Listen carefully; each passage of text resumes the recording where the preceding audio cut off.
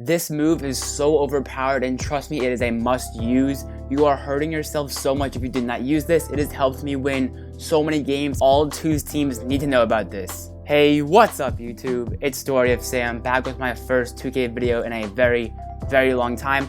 I'm kind of just testing the water, seeing if you guys want more 2K videos. If you do, make sure to drop a like and subscribe, because I'm doing all sorts of basketball content. I might do 2K tutorials, 2K gameplays, and maybe some VC and badge glitches as well. The comment question today, I am bringing it back, and today's is, what rep are you in 2K? If you answer the question, I will shout you out in the next video, so make sure to do so. I am currently an All-Star 3, and my goal is to hit Superstar 3 by the end of the year, because I'm going to be grinding Puma event this weekend, and I'm sure you will be as well. Make sure to share this video with your 2's partner, because both of you need to know how to do it. Without further ado, let's begin. So the move is a cheesy lob play, and if you didn't know, you throw a lob by double tapping triangle on PS4 and whatever button it is on Xbox. So this play allows for free alley-oops, and you can always get open with this play. The standard guard and center 2's lineup works best, but it only works when the center passes in the ball. You're gonna see background gameplay of it, so if you're a little bit confused, just watch the background gameplay. When the center passes in the ball, the guard needs to stand in between your teammate and the defender, and make sure your center doesn't pass the ball too early. It is better to pass it later rather than earlier. Have the center run the opposite way of you, and whenever I say you, I mean if you are the guard, and if you are the center, just know whenever I say you, I'm talking about your teammate. The guard needs to block the defending center and run the opposite way of the teammate, so it's basically giving you a free 2-on-1. It's really not that hard to understand. It did take me a couple games to get used to it, but once you really understand how the move works, trust me, you can get so many free buckets that helps you win so many games. So it should be a 2-on-1, as I said. The opposing center should be behind you and you should be sprinting, and the opposing guard should be in no man's land. They can either be pressing you, in which case you would throw a lob to the center who's a wide open cutter, or if they step back to guard the lob,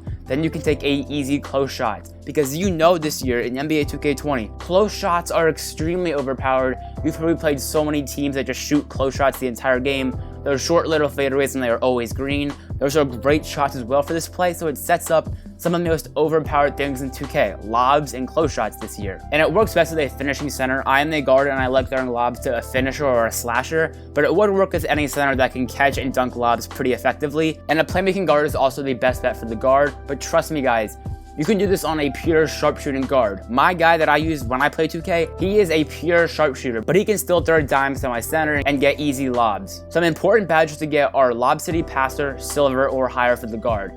I have experimented with Gold and Silver, and I can tell you, Gold definitely does help, but if you are low on badge points, go with Silver. Silver is still very effective, and you're going to be throwing some dimes, as I said. And for the center, Lob City Finisher Gold or higher. I recommend having it on Hall of Fame just because you do miss a good amount of lobs in 2K, and if you don't have the badge up high enough, you might end up missing a lot, and it might not be super effective for you. So that is why you need to have those badges on. And also just all the other good finishing and playmaking badges, those are just a must-have for this play. Difficult shots is also a good badge for the guard to have, so you can shoot those cheesy close shots that I was talking about. And you don't need to always throw the lob. A good thing about this play is it is super versatile. Sometimes I throw the lob, sometimes I throw a bounce pass, sometimes I take a close shot, sometimes they're so far back I just step back and shoot a three-pointer. There's so many options out of this play, and just a great way to start any offense in 2v2 games. Once you do this play a lot, the defense is going to step back a lot, so the guard and the center are usually both going to be sitting in the paint, and that is when I go for the step back 3. And don't forget guys, it only works when your center passes the ball in. So emote whenever the other team scores. If you don't know how to emote, all you gotta do is spam down on the D-pad. I mean spam it. This is the most important part to be able to do the play a lot of times per game. Whoever does the emote does not pass the ball in. So if you are the guard, you are going to want to emote and emote and emote. If you are the center, just let your guard emote. Because if you are the center, as I said, you want to be passing it in, the guard should be the person initiating the play. And you don't even need to buy emotes. The default clapping emote does the trick just fine. And as I said, that lets you run the play more times per game. Because when you don't emote, they randomize it. You don't know if you're gonna be passing the ball in or not, so this way I have a little bit more control over my 2's games. Make sure to follow all the steps, and I promise, this play, I score around half of my points per game with this simple method. And guys, it works on 3s also. I play a majority of 2s, but when I do run 3s, I use this play a lot, especially in like the first play of the game if you get the ball first. Just make sure to communicate to your third player that you are running this play and have them sit in the corner so it doesn't affect your spacing. It works the same exact way, it's just a little bit harder to pull off because if the defense is smart, they will find a way to switch onto it and cancel the play. I do like to use it on twos more though because it is more space, as I said, and it works against bums and good players, guys. The amount of times I have beaten like actually comp players with this method is actually ridiculous. Like, it doesn't just work against bums, it is a good play against all skill levels, and it has been done against me a lot of times, and that is how I know about it. And even if the play isn't working where to get the lob, as I said, it has so many variations, and one of the best parts about the play is the guard is in control, and the guard can literally dictate whatever he wants to do, whatever he sees best fit, and all that just helps it so much more. My win percentage has increased drastically since I've been using this play. And trust me guys, you need to give it a shot. It is completely worth it. Just to recap, make sure you have Lob City Passer Badge on gold, silver, anything around there, just get the Lob City Passer Badge up. Make sure you get the Lob City Finisher Badge up as well.